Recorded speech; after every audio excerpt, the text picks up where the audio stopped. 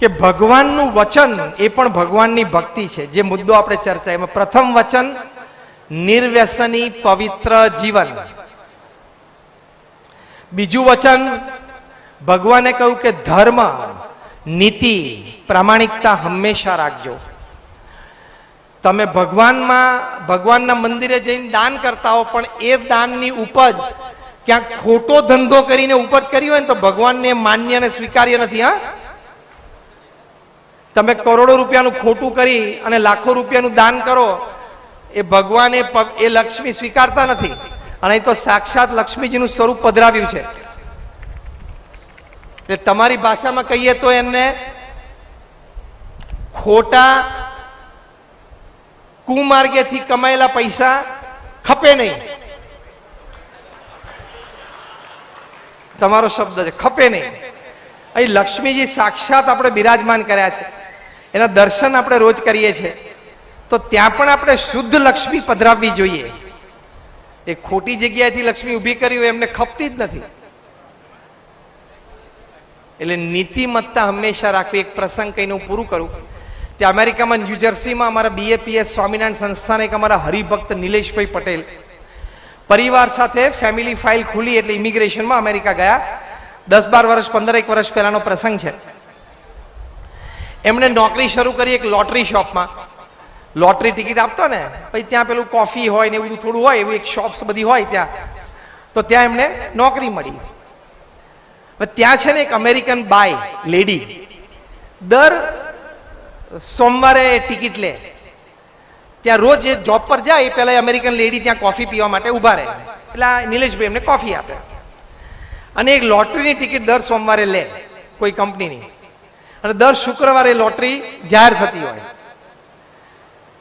એટલે શુક્રવારે આવે ને ત્યારે નિલેશને કહે, Nilesh check my number, am I lucky? એટલે મારો નંબર ચેક કર, મને હું લકી છું કે નહીં. એટલે નિલેશ લોટરીનું પેલું પરિણામ જાહેર થઈ ગયું હોય, એટલે દુકાનમાં એની સ્ક્રીન પર આવી ગયું હોય, એટલે જોવે કે પેલા બેનને કે ma'am sorry you are not lucky this time. Okay એમ કહીને કોફી પીવા માટે બેસી જાય દૂર થોડા. એટલે નિલેશ પછી આ ટિકિટ ફાડીને ફેંકી દે. એ તો ત્યાં ગ્રાહક તરીકે સામે ઊભા ઊભા જ પૂછી લે. એકવાર એમને નિલેશને ટિકિટ આપી અને નિલેશને કહ્યું કે નિલેશ ચેક કરતો, એમ કરીને કોફી લઈને તો ત્યાં ત્રીજા ચોથા ટેબલે કોફી પીવા બેઠા. નિલેશે નંબર ચેક કર્યો ને તો $3 મિલિયન લોટરી આ બેનને લાગેલી, અમેરિકન લેડીને. મોટી ઉંમરના હતા, 50-55 વર્ષની ઉંમરના હશે. એમને $3 મિલિયન લોટરી લાગી. હવે નિલેશ પરિવાર સાથે ત્યાં ગયેલા. એમના પત્નીને કોઈ જોબ હતી નહીં, સામાન્ય એક રૂમના ભાડે મકાનમાં કોઈકના બેઝમેન્ટમાં રહેતા હતા. એમનેથી સેટ થવાનું હતું. બેંક એકાઉન્ટમાં $500 નહોતા.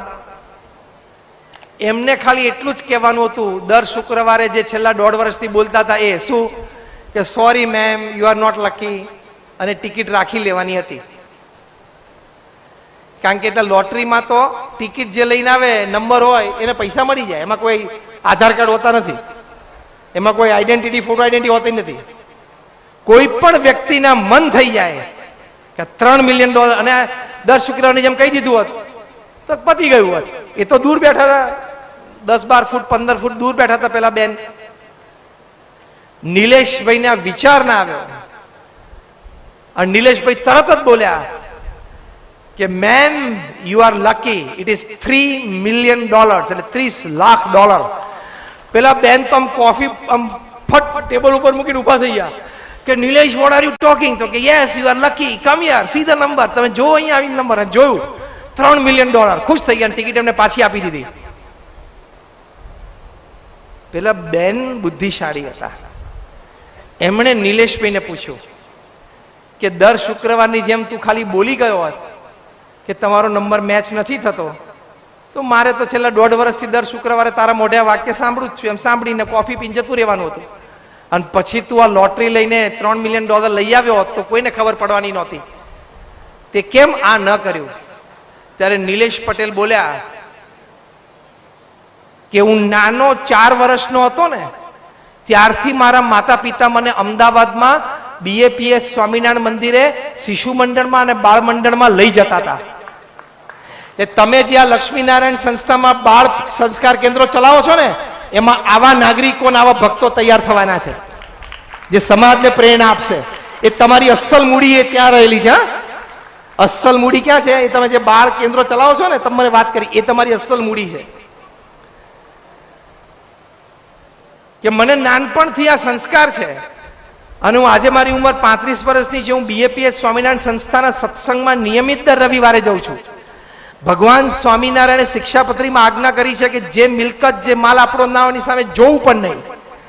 અને મારા ગુરુ પ્રમુખ સ્વામી મહારાજના મુખે અનેક વખત મેં ધર્મ સંબંધી વાતો સાંભળી છે, નીતિમત્તાની વાતો સાંભળી છે, પ્રામાણિકતાની વાતો સાંભળી છે. આજે હું આ $3 મિલિયન ટિકિટ લઈ લઉં, મેં મારા ભગવાન અને મારા ગુરુને દગો દીધો કહેવાય. મારે એવું જીવન નથી જીવવું.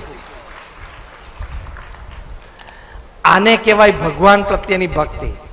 એટલે દર્શન દંડવત કરી એ પણ ભક્તિ, અને ભગવાનનું વચન જે છે કે નીતિમય જીવન, પવિત્ર જીવન, નિર્વ્યસની જીવન, પ્રામાણિક જીવન, એથિકલ જીવન, એ પણ ભગવાન પ્રત્યેની ભક્તિ છે. તો જો આવા ભક્તો આપણી આજુબાજુ છે, દરેક સમાજમાં છે, તો આપણે આવા ભક્ત થવું, આવા નાગરિક થવું કે આપણી પેઢીઓને આપણામાંથી આદર્શ મળે.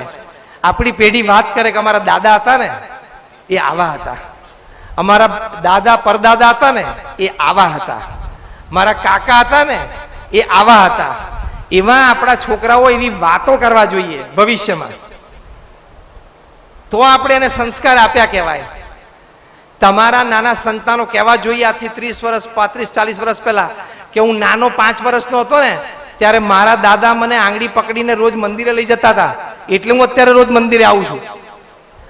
અને ભગવાન બેઠા છે, દર્શન આપે છે. શ્રદ્ધા ભક્તિ રાખવાની કે આ તો મને તો આરસના પૂતળા દેખાય છે, આમાં કોઈ ભગવાન નથી, એવી નાસ્તિકતા રાખવાની નહીં. ભગવાન બધાની ભક્તિ અંગીકાર કરે જ છે અને ટાઈમે ટાઈમે એનું ફળ આપે છે. એકવાર એક છે ને 70 વર્ષના વૃદ્ધ કાકા હતા, એ રોજ મંદિરે જાય. તે એક યુવાન બેઠો હતો, જેન ઝી યુવાન બેઠો હતો. ગેલેરીમાં બેઠો બેઠો પાન ખાતો ખાતો પિચકારી માની કે કાકા, પેલા કાકા કે બોલ બેટા. પેલાની ઉંમર 17-18 વર્ષની, કાકાની ઉંમર 70 વર્ષની. કાકા તો કે ક્યાં જાવ છો? તો કે મંદિરે. તો કે કાકા એક પ્રશ્ન પૂછું, ખોટું ના લાગે તો? કાકા કે પૂછ બેટા. કેટલા વર્ષથી મંદિર જાવ છો? તો કે બેટા હું તો નાનો હતો ને અણસમજણ હતો ને, સમજણો નહોતો થયો. તે દાડે મારા દાદા પછી મારા બાપા મને લઈ જતા મંદિર, એટલે ગણો હું 70 વર્ષનો છું તો 65-68 વર્ષથી મંદિરે જઉં છું. તો છોકરો કે એમ 65-68 વર્ષથી રોજ મંદિરે જાવ છો? તો બીજો એક પ્રશ્ન પૂછું. કાકા કે પૂછ. કે 65-68 વર્ષથી રોજ મંદિરે જાવ છો તો કોઈ દાડો મૂર્તિમાં ભગવાનના દર્શન થયા કે નહીં? તો કાકા કે ના, કોઈ દિવસ મૂર્તિમાં ભગવાનના દર્શન નથી થયા. તો શું આટલો બધો ટાઈમ બગાડો છો? પેલો યુવાન કે 65-68 વર્ષથી રોજ ઘરેથી જવું, ત્યાં 15-25 મિનિટ મંદિરમાં રખાવું, પાછા શું આટલો ટાઈમ બગાડો છો? ભગવાન તો તમને દેખાણા નહીં, આ આરસના જ પૂતળા છે કે. પેલા યુવાને પોતાનો વિચાર રજૂ કર્યો. એટલે કાકા કે તું નીચે ઉતર, હું તને એક વાત સમજાવું. તે પેલાને પહેલા તો ગેલેરીમાંથી નીચે ઉતાર્યો. પછી કાકા એને એક બહુ મજાની વાત કરી. આ વાત વાગોડતા વગોડતા ઘરે જજો, મજા આવશે. કાકા પેલા યુવાનને કે આપણા ગામમાં રાત પડે, સોપો પડી જાય, એટલે કોઈ માણસ હોય નહીં, બધા ઘરમાં હોય, સુઈ ગયા હોય, ત્યારે રાત્રે 12 અને 1 વાગે એક કૂતરું ભસે, પછી બીજા કૂતરા પણ ભસવાનું ચાલુ કરે, એવું તને ખબર છે? તો કે એ તો રોજ રાત્રે આપણા ગામમાં થાય જ છે, અને બધા ગામમાં થતું હોય ને. ગામ આખું શાંત પડી જાય, પછી કૂતરાઓ તો રાત્રે ઝઘડતા હોય, દોડાદોડી કરતા હોય, ભસતા હોય. એક કૂતરું ભસે એટલે બીજા 5-10 ભસવા માંડે. એક કૂતરું ભસતું ભસતું એક દિશામાં દોડે એટલે બીજા 4-5 ભસતા હશે, દોડવા. એ જોયું છે તે? તો કે જોયું છે, સાંભળ્યું છે. તો કાકા કે જે પહેલું કૂતરું ભસીને દોડે છે ને, એણે કંઈક એવું જોયું છે, એણે ચોરને જોયો છે, એટલે એ ચોર તરફ દોડે છે. ભસતો ભસતો દોડે છે કે આપણા ગામમાં આપણી શેરીમાં કોઈક ચોર આવ્યો, અજાણ્યો વ્યક્તિ આવ્યો એટલે દોડે છે. બાકીના 4 કૂતરા જેની ભેગા દોડે છે ને એ લોકોએ ચોરને જોયો નથી. પહેલું કૂતરું કેમ ભસે છે એ ખબર નથી, પણ એ 4 કૂતરાને વિશ્વાસ છે કે આપણી શેરીમાં એક કૂતરાએ ચોરને જોયો એટલે ચોર હોય જ. આપણી શેરીનું એક કૂતરું ભસતું ભસતું એ તરફ દોડે એટલે એ બાજુ ચોર હોય, એટલે આપણે પણ ભસવાનું ચાલુ કરી જ દેવાનું. પેલો યુવાન કે તમારું લોજિક તો બરોબર છે.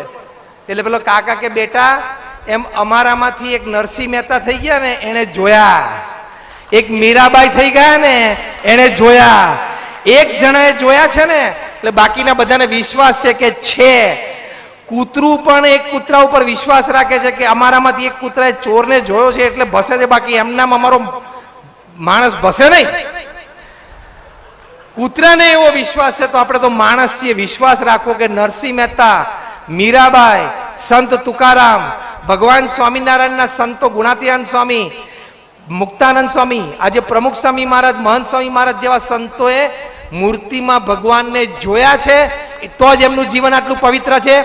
એમને જોયા છે એટલે છે, એમને દેખાણ એટલે એક દિવસ મને પણ દેખાશે. માટે એ જે દિશામાં જાય છે એ દિશામાં મારે પણ શ્રી સ્વામિનારાયણ ભગવાનની, શ્રી લક્ષ્મીનારાયણ ભગવાનની, મહંત સ્વામી મહારાજની, લક્ષ્મીનારાયણ ભગવાન સનાતન સમાજ ત્રિદશાબ્દી મહોત્સવની, લક્ષ્મીનારાયણ સમાજ વ્યસન મુક્ત સમાજની. Thank you very much.